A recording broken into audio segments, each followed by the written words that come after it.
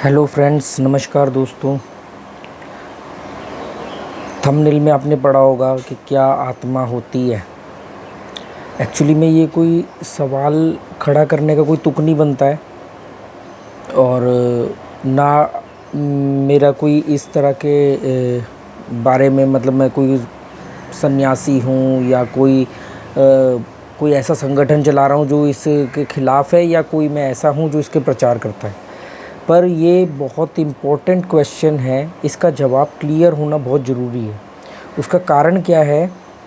उसका कारण ये है कि अगर आत्मा है तो ये बहुत बड़ा आपकी लाइफ में डैमेज करेगा।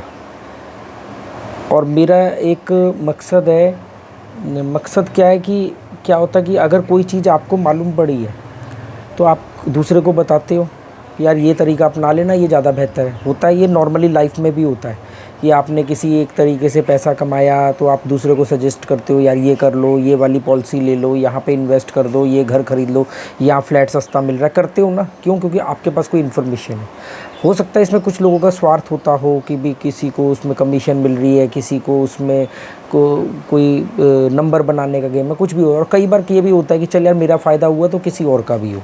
ठीक है, मैं अपने आप को उस श्रेणी में रखता हूँ। बाकी लोग अपनी अपनी नज़र से देख सकते हैं। कोई कहेगा कि यूट्यूब पे पैसा कमाने के लिए कर रहा है, कोई कहता है कुछ।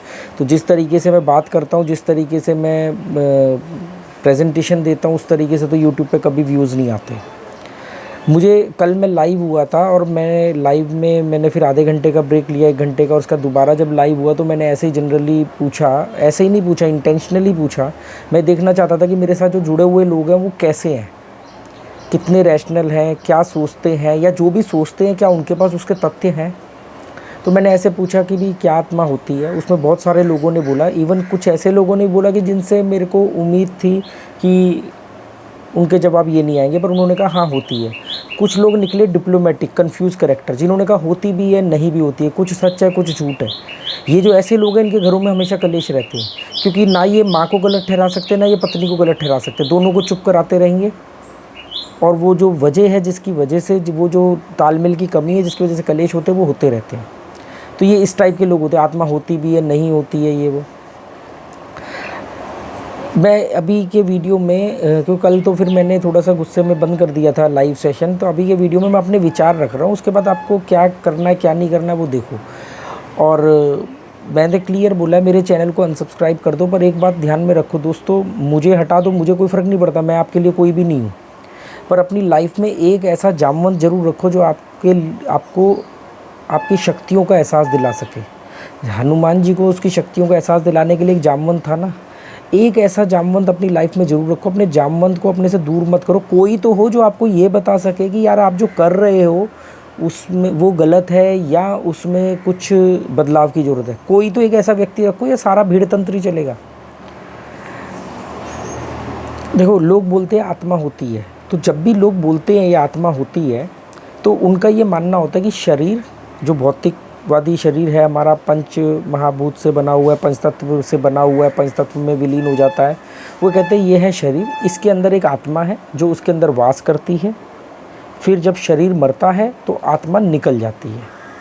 ये आत्मा पर विश्वास रखने वाले लोगों का मानना है। और कमाल की बात ये है कि दुनिया में 7 अरब से ज़्यादा की आबादी है, लगभग 195 कंट्रीज़ हैं, उसमें कुछ करोड़ लोगों का ही मानना है कि आत्मा होती है और ऐसे होता है। और जो लोग नहीं मानते वो इनके मुकाबले हर चीज़ों में बहुत संपन्न हैं। ठीक है, ये बात ध्यान रखना।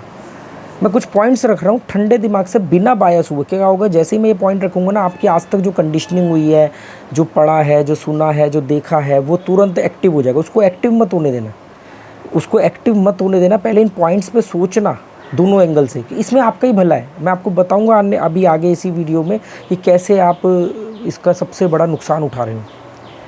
तो उनका ये मानना है कि शरीर है, शरीर मरता है, आत्मा कभी मरती नहीं है और आत्मा निकल जाती है। ठीक, ये एक धारणा हो गई। दूसरी धारणा ये है कि गीता में लिखा है। तो गीता में एक श्लोक है, मुझे वो श्लोक पूरी तरह याद नहीं है। नैनम छिंदन्ति शस्त्राणी नैनम भवति पावते, ऐसे करके, मतलब उसमें ये कहा गया है कि आत्मा को किसी भी हथियार से, किसी भी ठोस चीज़ से तोड़ा या काटा नहीं जा सकता। उस पर हमला नहीं किया जा सकता, मतलब वो ठोस नहीं है। आत्मा को जला भी नहीं सकते, मतलब वो कोई ज्वलनशील पदार्थ भी नहीं है।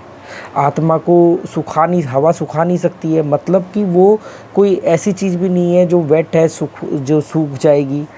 आत्मा को डुबो नहीं सकते, मतलब वो कोई डूबने वाली चीज़ भी नहीं है उसमें। अब आप ध्यान से सोचो कि इसमें जो भी इस श्लोक में आत्मा के बारे में वर्णन दिया गया है, वो ये बताया गया है कि आत्मा में क्या क्या गुण नहीं है। कि जो भी चीज़ जलाई नहीं जा सकती वो आत्मा हो सकती है, जो डुबोई नहीं जा सकती वो आत्मा हो सकती है, जो सुखाई नहीं जा सकती वो आत्मा होती है, जिसको किसी चीज़ से काटा नहीं जा सकता, किसी चीज़ में कैद नहीं रखा जा सकता, वो आत्मा होती है। तो ये बात आप समझो कि उन्होंने ये चीज़ बताई कि क्या क्या नहीं है गुण, क्या क्या गुण नहीं है। क्या एक भी गुण बताया है आपको कहीं पे भी, किसी भी ब्राह्मण ने, किसी भी पंडित ने, किसी भी किताब ने, किसी भी धर्म ने जो कहते हैं कि आत्मा होती है, उन्होंने कोई भी ऐसा गुण धर्म बताया है कि आत्मा ये चीज़ है? ये तो बता दिया कि ये नहीं है, क्या है फिर?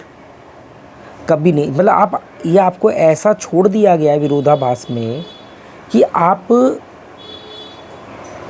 उसको वेरीफाई ना कर सको। आप ये पता ही नहीं लगा सकते कि आत्मा को कैसे पहचाने। उन्होंने ये सब तो बता दिया, इस चीज़ से मत पहचानना, इस चीज़ से मत पहचानना, इस चीज़ से मत पहचानना, इस चीज़ से मत पहचानना। तो भाई किससे पहचाने? नहीं, वो हम नहीं बताएंगे, क्योंकि आत्मा को तो जब इन चीज़ों से नहीं पहचान सकते, मतलब है कहने का मतलब है कि कोई चीज़ है ही नहीं, तो उन्होंने उसके ना होने का वर्णन दिया। अगर कोई चीज़ है तो उसको कैसे, कोई तो उसका होगा ना। आप लोग कहते हो भगवान है, तो आप भगवान को कोई अदृश्य ताकत मानता है, कोई उसकी भगवान की मूर्तियाँ बनाता है। आर्य समाजी मूर्तियाँ नहीं बनाते हैं, मूर्ति पूजा में विश्वास नहीं रखते, पर फिर भी वो भगवान को मानते हैं। हर तरह की चीज़ होती है। और मैं आपको बता दूं, मैं भगवान को भी मानता हूँ और मैं धर्म को भी मानता हूँ, ठीक है। अब आती है बात कि जो लोगों ने बोला कि यार आत्मा, मतलब जिनका ये मानना है या जिनको ये बताया गया है, ये वीडियो थोड़ा लंबा हो सकता है, पर मैं डिटेल में एक्सप्लेन करूँगा, शायद आप लोगों की बत्ती जल जाए। और अगर आप लोग अड़े हुए हो, अड़ियल हो, संकुचित मानसिकता के हो, तो यहीं पर डिसलाइक करके निकल जाना, ठीक है। बिना मतलब का कमेंट मत करना। और अगर आप कमेंट करने से अपने आप को रोक नहीं पा रहे हो, तो सोचो कि फिर आपने जान के हासिल क्या किया। तो जिन लोगों का मानना है कि भी आत्मा और शरीर दो अलग चीज़ है, शरीर के अंदर आत्मा रहती है और वो निकल जाती है। अब उससे पूछो कि कैसे साबित करोगे वो निकल गई, कैसे देखोगे, कैसे वेरीफाई करोगे, तो वो कहेंगे कि नहीं, वो उसको देख नहीं सकते, उसको जला नहीं सकते, उसको डुबा नहीं सकते, उसको सुखा नहीं सकते, मतलब किसी भी तरीके से आप उसको क्रॉस चेक नहीं कर सकते हो, ठीक है। अब आती है बात, तो फिर शरीर मरता है तो क्या चीज़ मरती है, क्या चीज़ मरती है? देखो, हम लोग इतने बायस हो चुके हैं ना, इतने पाखंडी हो चुके हैं। ये मेरी देश सेवा है, ये जो मैं कर रहा हूँ ना, ये मेरी देश सेवा है। और मैं ये आपको लिए बचाने के लिए नहीं कर रहा हूँ, आप तो ख़त्म हो चुके हो, आपके बच्चों का भविष्य बचाने के लिए, क्योंकि वो बच जाए, वो बच जाएंगे, उनका जीवन सुधर जाएगा, आगे इस देश का जीवन सुधर जाएगा। आप लोग तो अड़े रहोगे। तो फिर क्या चीज़ है जो शरीर के साथ मरती है? हम लोग इतने बायस हो चुके हैं कि हम डॉक्टर के हार्ट सर्जरी पे विश्वास रखेंगे, उसके एक्सरे पे विश्वास रखेंगे, उसके कैंसर के इलाज पे विश्वास रखेंगे, सिर दर्द की गोली बना करके, या डॉक्टर बोलेगा ये माइग्रेन है या ये है, वो सब चीज़ पे विश्वास रखेंगे। पर वहीं पर मेडिकल जो साइंटिस्ट होते हैं, जो क्या बोलते हैं उसको, जीव वैज्ञानिक बोलते हैं, जो या ह्यूमन बॉडी पे जो करते हैं रिसर्च, उन्होंने बताया कि हमारे दिमाग में 86 अरब न्यूरॉन्स हैं। 86 अरब न्यूरॉन्स, जितने की लगभग इस मिल्की गैलेक्सी, जिस गैलेक्सी का पार्ट है, जिस है हमारा सौरमंडल, और उस सौरमंडल का पार्ट है हमारी धरती, उसमें 86 अरब तारे हैं। तो 86 अरब न्यूरॉन्स हैं हमारे दिमाग में, और वो सभी न्यूरॉन्स आपस में मिलके कनेक्शन बिठाते हैं, एक दूसरे से संपर्क स्थापित करते हैं, जो लगभग 1000 अरब कनेक्शन होते हैं, 1000 अरब कनेक्शन बनाते हैं ये हमारे दिमाग के अंदर। और दिमाग का साइज़ कितना है? दिमाग का आकार अनानास जितना है, दिमाग का वजन एक सैंडविच टोस्टर जितना है, और दिमाग की शेप अखरोट को कभी छीलना आधा उसके जैसा दिखता है। पूरी बॉडी का 2% होता है हमारा दिमाग, और वो 2% को चलने के लिए पूरी बॉडी की 20% एनर्जी चाहिए होती है। तो वो जो न्यूरॉन्स है, वो जो ये संरचना है हमारे दिमाग की, यहीं पर हमारा दुख रहता है, यहीं पर हमारा सुख रहता है, यहीं पर हमारे विचार रहते हैं, यहीं पर हमारी मेमोरी रहती है, यहीं पर हम सोचते हैं, विचारते हैं, गलतियां करते हैं, सबक सीखते हैं, विश्वास रखते हैं। हमारा चेतन मन, हमारा अवचेतन मन, हमारा अचेतन मन, कॉन्शियस माइंड, सबकॉन्शियस माइंड और अनकॉन्शियस माइंड सब यहीं पर बनते हैं, यहीं के अंदर रहते हैं। वो सॉफ्टवेयर है, वो न्यूरॉन्स बनाते कनेक्शन। दर्द होगा, दुख होगा, कैसे लाई डिटेक्टर टेस्ट से पकड़ते हैं। जब हम झूठ बोलते हैं तो हमारी हार्ट बीट कैसे तेज़ हो जाती है, क्योंकि वो न्यूरॉन्स बताते हैं कि एक्चुअली में जो हुआ था, हमने जो माना है वो गलत है, तो हम गलत बोल रहे हैं, तो वो धड़कनें तेज़ हो जाएंगी, बीपी बढ़ जाएगा।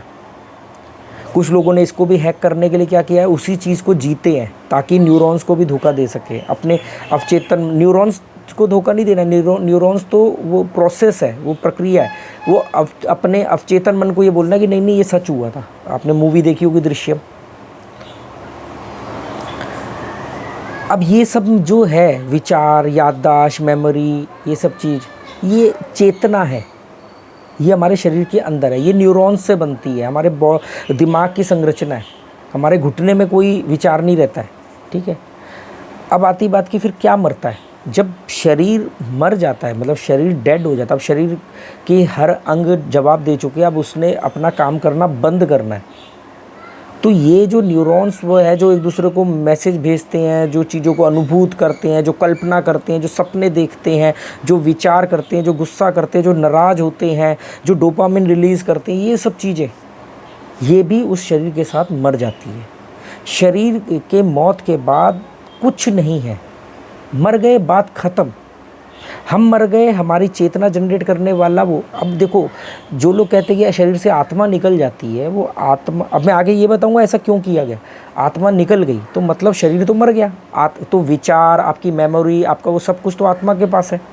तो जो लोग ये दावा करते हैं कि आत्मा होती है, जिन लोगों ने ये कहा कि आत्मा होती है, उन लोगों ने ऐसा कोई साधन तो बनाया होगा जो उसमें गुरु हैं कि भी आत्मा से कैसे बात करी जाए, है ना। तो फिर तो किसी के भी घर में किसी की भी मौत हो जाए, फिर तो आम जैसे पान की दुकानें होती हैं, ऐसे लोग बैठे होते हैं, हाँ भाई आत्मा से कोई जवाब सवाल करना, हमारे पास है विद्या। और लोग पूछते अच्छा वो पूछ लेना, वो पापा मर गए तो चाबी कहाँ रख के गए हैं, वो वसीयत मेरे नाम क्यों नहीं करी। आत्माओं से बहस चल रही होती, ब्राह्मण उसका माध्यम बन जाता, जो कि आज की डेट में कुछ केसेस में होता भी है ना। बस फ़र्क इतना कि वो केसेस गाँव में होते हैं, कम पढ़े लिखे लोग ज़्यादा करते हैं।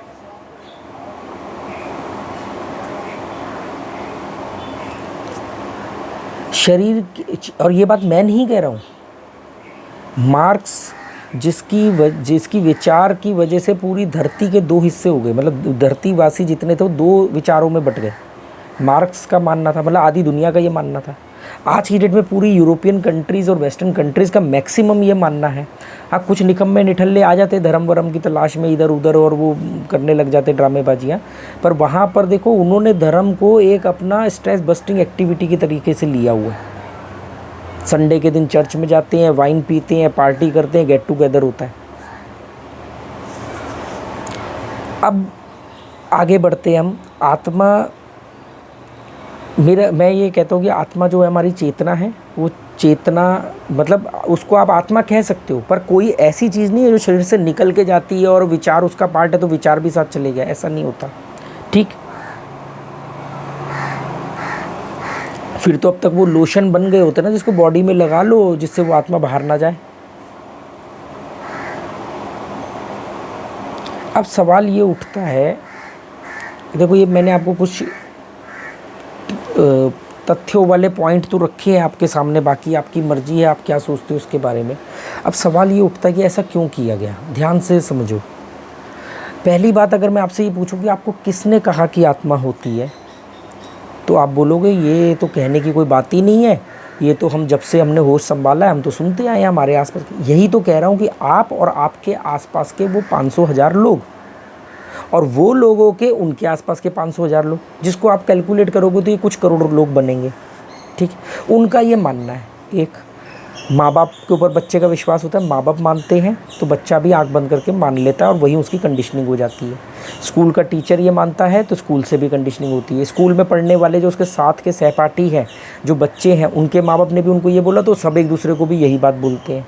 ठीक है, उनको कहाँ से मालूम पड़ी?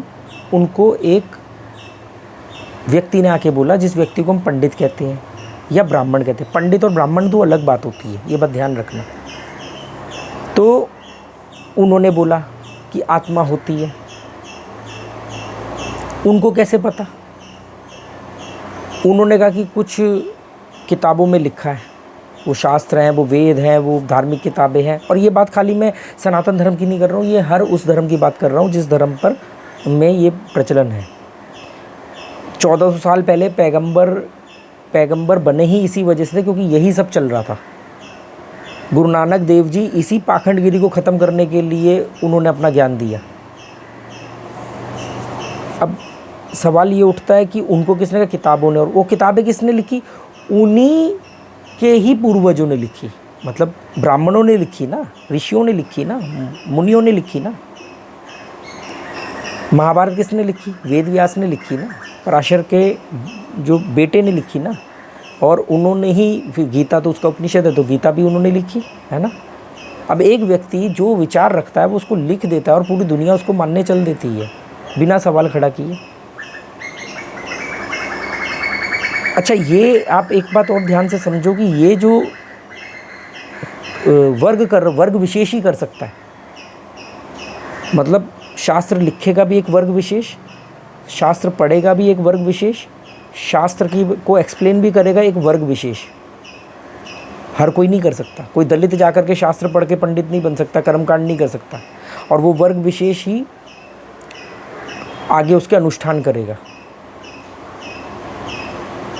ब्राह्मण और पंडित अलग होते हैं। ब्राह्मण जब तक थे तब तक चीज़ें सही थीं, जब ब्राह्मण पंडितों में बदले तब चीज़ें गड़बड़ हुई। इसके बारे में डिटेल आगे बताऊंगा। अब आती सवाल कि आप लोगों को ऐसा मूर्ख क्यों बनाया गया या क्यों बनाया जा रहा है। सवाल इस बात का है। उससे पहले आप मेरे को कुछ सवाल का जवाब दे सको अपने मन में तो दो। क्या कभी किसी ने आके बताया है कि मरने के बाद क्या हुआ है? इक्की दुक्की दंत कथाएँ या कहानियाँ या कहीं गांव खेड़ों में कोई किस्सा कि वो बच्चा था, उसको पुनर्जन्म याद था और वो आ गया और उसने ये किया। कमाल की बात है, जिन्होंने भी ये किस्सा आपने सुना होगा, कभी ठंडे दिमाग से सोचना, आपने जिनसे भी ये किस्से सुने होंगे इस तरह के, उन्होंने भी सुने होंगे। कोई ये नहीं कहेगा कि मेरे बेटे ने जा कर के पिछले जन्म के हुए, पता ही नहीं कहाँ से कहानियाँ उपजी और कहाँ से। और कुछ स्प्लिट पर्सनैलिटी होती है, कुछ सिग्नोफेनिया होता है, कुछ काल्पनिक शक्तियाँ होती हैं। हमारे दिमाग हमारे साथ बहुत सारे, इतना देखो 1000 न्यूरॉन्स है, 1000 अरब कनेक्शन बनाता है, 86 अरब न्यूरॉन्स है, तो वो आपस में कहीं ना कहीं तो गड़बड़ होती है ना। तभी तो हम लोग मेंटली डिस्टर्ब, मेंटल डिसऑर्डर, ये सब चीज़ें होती हैं कि कहीं कनेक्शन कुछ गलत बैठ गया।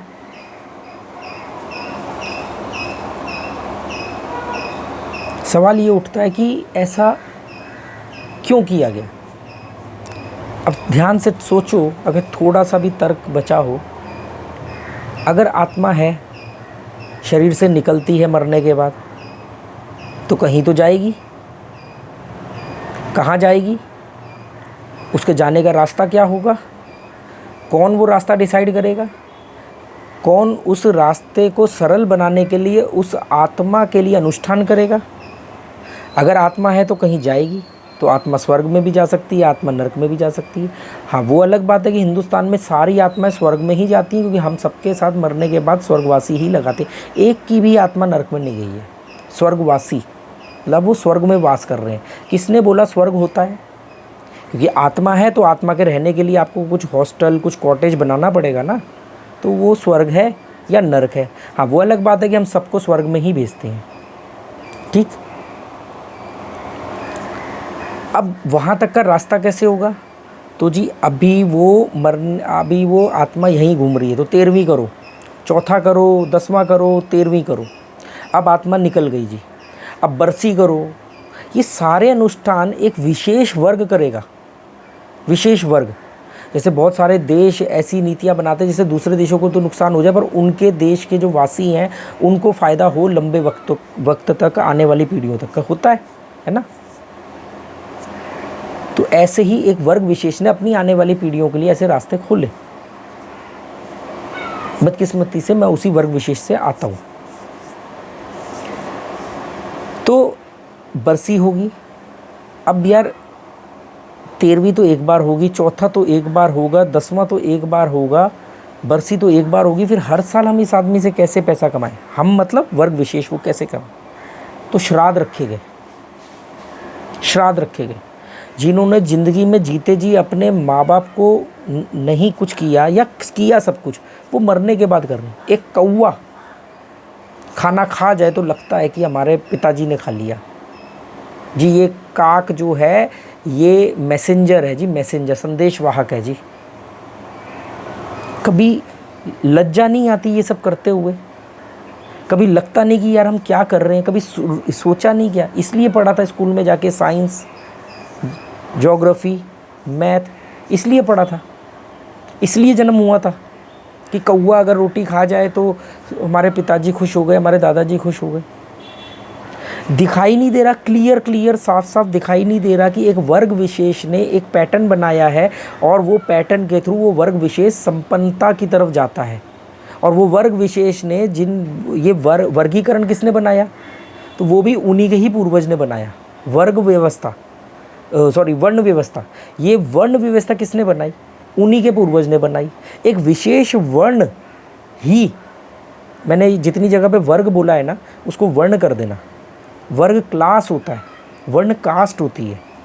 तो जिन्होंने वर्ण व्यवस्था बनाई वो भी उन्हीं के पूर्वज थे। उन्होंने उस वर्ण व्यवस्था को ब्राह्मण, क्षत्रिय, वैश्य, शूद्र में बांटा, तो सबसे ऊपर अपने आप को रखा। उसके बाद बोला कि किसी का भी कोई भी मरेगा तो उसका अंतिम संस्कार का जो अनुष्ठान है, जो कर्म कांड है, वो यही वर्ण करेगा। उसका 10वां, चौथा, 13वीं यही वर्ण करेगा, बरसी यही वर्ण करेगा, और उसके बाद हर साल श्राद्ध के नाम पर भी यही वर्ण खाएगा। अब जो मरा है तो पैदा होगा, आत्मा भी फिर किसी का शरीर लेके आएगी। तो पैदा होने पर भी जो कर्म कांड होंगे, वो मुंडन हो, वो नामकरण संस्कार हो, ये जो षोडश संस्कार होते हैं हमारे जीवन में, ये जो ज्योतिष शास्त्र बना है ये षोडश संस्कार के लिए बना है। षोडश संस्कार बोलते हैं 16 संस्कार, जन्म लेना, मुंडन होना, पहली बार शिक्षा ग्रहण करना, इस तरह से विवाह होना। तो ये सारे जो षोडश संस्कार हैं, ये पूरे के पूरे षोडश संस्कार एक विशेष वर्ण करेगा। और उसने ही बताया कि ये संस्कार होने चाहिए, उसी के पूर्वजों ने ये लिखा और पूरे के पूरा 100% आरक्षण अपने पास रखा। आपको क्लियर दिखाई नहीं दे रहा है? लोग मुझसे बोलते हैं कि यार आप काम क्या करते हो, आप अपने बच्चों के लिए क्या कर रहे हो, ये कर रहे हो। अरे मैंने अपने बच्चों को इन सब चीज़ों से हटा दिया।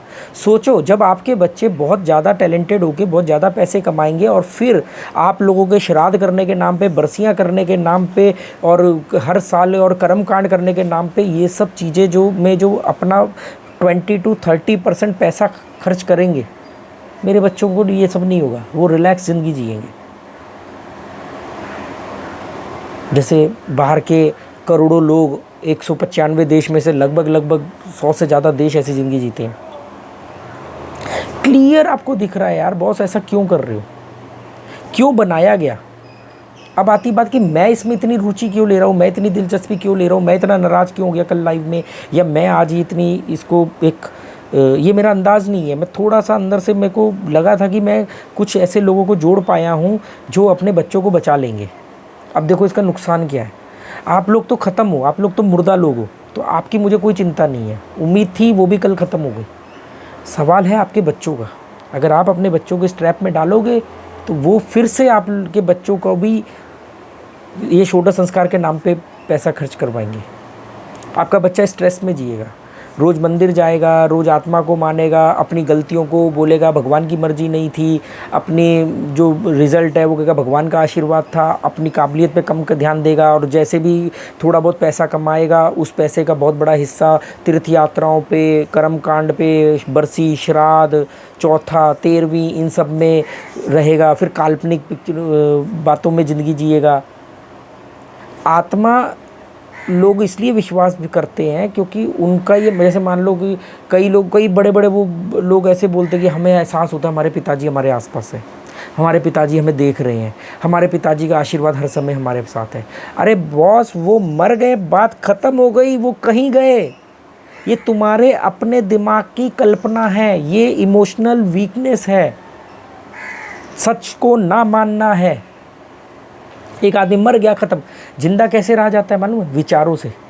आज भी हम चाणक्य के विचारों से चाणक्य को ज़िंदा रखते हैं, सुकरात को ज़िंदा रखते हैं, प्लेटो अरस्तु को ज़िंदा रखते हैं, कृष्ण को ज़िंदा रखते हैं। अगर कृष्ण सच में हुए हों तो हम कृष्ण को कैसे जानते हैं? कितने लोग मिले हैं? हम कृष्ण को उनके विचारों से जानते हैं, जो उन्होंने अपनी बातें कहीं अर्जुन को, और अर्जुन ने उनको भगवान मान के चुपचाप उनका वो नहीं सब सीख लिया। 41 क्वेश्चन किए थे। और हम लोग, हम किताब से सवाल नहीं कर सकते, हम मूर्ति से सवाल नहीं कर सकते। अर्जुन ने तो सामने भगवान खड़े हैं तो सवाल कर लिए। उसने कहा मैं ऐसे नहीं मानूंगा, ऐसा हुआ तो वैसा क्यों, अगर ऐसा करेंगे तो वैसा नहीं हो जाएगा, वैसा नहीं हो जाएगा। जब सारे सवालों का जवाब मिल गया तब अर्जुन ने धनुष उठाया। जबकि आप सोचो कि अर्जुन के पास ये मौका था कि भगवान ने बोला तो सही होगा, और भगवान के पास भी ये शक्ति थी कि वो एक बार में ऐसे करते तथास्तु और अर्जुन लड़ने लग जाता। पर उन्होंने कहा ये हल नहीं है ना, चीज़ों को एक्सप्लेन करना पड़ेगा ना, ताकि मन में वो। तो जब अर्जुन 41 क्वेश्चन कर रहा था कृष्ण से भगवत गीता के अनुसार, तो इसका मतलब ये कि उस समय अर्जुन नास्तिक था। भगवान के सामने खड़े होकर भगवान से बात करके कोई आदमी नास्तिक कैसे हो सकता है? वो नास्तिक नहीं था, वो तार्किक था। वो क्रियोसिटी को आंसर जानना चाहते। जब आपकी सारी क्रियोसिटी खत्म हो जाती है तब आप एक सच्चे आस्तिक बनते हो। नास्तिक, अगर ये नास्तिक होना है तो बहुत अच्छी बात है, सबको नास्तिक होना चाहिए। फिर देखो, मेरे पास कोई बहुत ज़्यादा दिमाग नहीं है, अंधों में काना राजा वाली अपनी कहानी है। पर जो भी मेरे पास कुछ शब्दकोश थे, जितना भी मैं बेहतर ढंग से आप लोगों को समझा पाया, मैंने समझाने की कोशिश करी। प्लीज़ अपने बच्चों को बचा लो, ये सब बेकार की चीज़ों में मत डालो। उनको बोलो बेटा हर चीज़ की जिम्मेदारी उठाओ, मृत्यु के बाद कुछ नहीं होता है। नहीं तो वो आप लोगों के मरने के बाद अगर आप लोगों से ज़्यादा जुड़ा है तो आपकी यादों में अपनी काबिलियत को गवा देगा। कुछ नहीं बिगड़ा। ये यश चोपड़ा का मोहब्बतें पिक्चरें बना दीजिए, शाहरुख खान के पीछे ऐश्वर्या राय घूम रही है, देखा ना सफ़ेद कपड़ों में घूमती है। पूरी पिक्चर में, मोहब्बतें पिक्चर में शाहरुख खान के पीछे ऐश्वर्या राय वाइट कपड़ों में क्यों घूमती है? आत्माएं रामशे श्याम से या राम गोपाल वर्मा की मूवीज़ में आत्माएं हमेशा वाइट कपड़ों में क्यों होती हैं? आत्मा के पैर ही क्यों उल्टे होते हैं, हाथ क्यों नहीं उल्टे? क्योंकि हाथ को उल्टा दिखाया जा सकता है। और ये बात मुझे मेरी छोटी बेटी ने सिखाई थी जब मैंने वो वीडियो बनाया था होम स्कूलिंग का, क्या भूत होते हैं, उसके दोनों पार्ट देखना। उसमें उसने बोला, मैंने कहा उन्होंने सिर्फ पैर को ही क्यों चुना? उसने कहा पापा हाथ को चुनेंगे तो हाथ तो ऐसे हो जाता है ना। अगर कोई बोलेगा मैंने उल्टा, वो आत्मा का हाथ उल्टा था तो वो कहेंगे ले मेरा भी हो गया। वो कहेंगे आत्मा का हाथ ऐसे था तो वो कहेंगे ले मेरा भी हो गया। पर पैर को हम ऐसा नहीं कर सकते। सोचो, एक छोटी सी बच्ची तार्किक हो गई है, छोटी सी बच्ची इस बात को चेक कर पा रही है, ढूंढ पा रही है। आप लोग क्या कर रहे हो यार? वो डरेगा ज़िंदगी भर। फिर आत्मा है तो ये बात यहाँ नहीं ख़त्म होती। फिर आत्मा है तो स्वर्ग भी है, नरक भी है, फिर आत्मा के लिए काम भी करना है, अनुष्ठान भी करवाने हैं। आत्मा है तो मतलब फिर भूत भी होंगे। अब अगर मैं ये सवाल को थोड़ा चेंज कर देता, एक शब्द हटा देता, आत्मा को हटा के उसकी जगह भूत कर देता कि क्या भूत होते हैं, मैं बोल रहा हूँ 50% से ज़्यादा लोग कहते हैं नहीं होते। मतलब परसेंटेज बढ़ जाती है, क्योंकि भूत एक थोड़ा सा अजीब सा वो भूत तो चलो जी, आत्मा के लिए तो सब कोई मानते शरीर के अंदर रहती है। अरे हम ही हमारे भगवान है, ये अवचेतन मन हमारा भगवान है, और हमारे भगवान को हम ही बनाते हैं चेतन मन से। जैसे हम होते हैं वैसा हमारा भगवान होता है। अगर हम अच्छे हैं तो हमारा भगवान अच्छा। अगर हमने, अब इसको ना रिवर्स थ्योरी है, ये किसी दिन चेतन अवचेतन के बारे में बात करेंगे तो बात करूँगा। पर दोस्तों बड़ा अजीब लगा, तो जो भी है आप प्लीज़ कमेंट मत करना। Okay, goodbye, thank you.